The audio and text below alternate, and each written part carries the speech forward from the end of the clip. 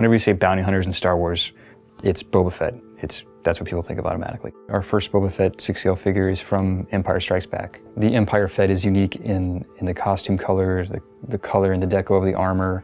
He has the blaster pistol on his side, a flamethrower on his left gauntlet that is unique to Empire. It was very tricky to get the cut and sew correct, to get the costume to fit the body in a way that looked realistic. The difficult part is making sure that the reference I'm looking at is the Empire Strikes Back version.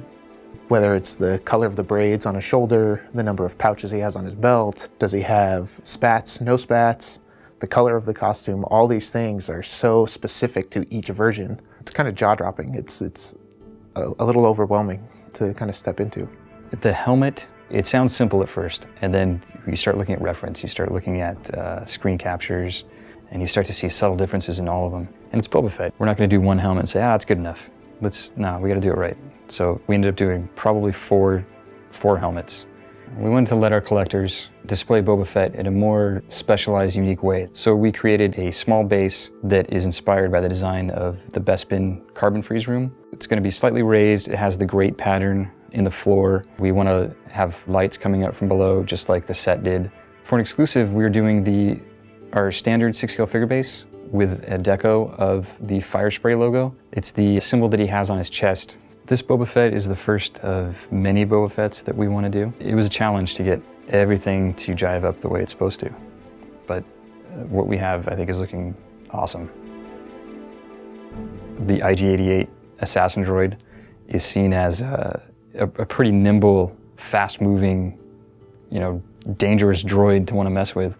We wanted to be faithful to the original design of IG-88 from Empire, but give him the articulation that would allow him to have some life as he's portrayed in the Clone Wars and the expanded universe. We try to make him extremely posable, give him the light in the head.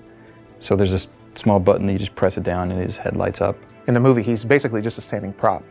He does have a bandolier, which there's really not a lot of reference for film-wise. You get one shot of the front, and the rest is kind of left up to your imagination. So on that piece in particular, we try to respect what they've done in the film and also take some artistic license.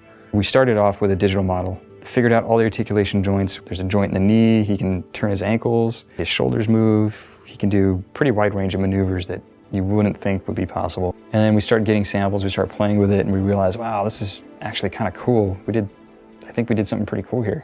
The exclusive we made is a sheath for kind of like a hand-to-hand melee weapon, which is just a blade. You can take that out and put the E11 blaster in there instead. He's pretty loaded out for being a droid.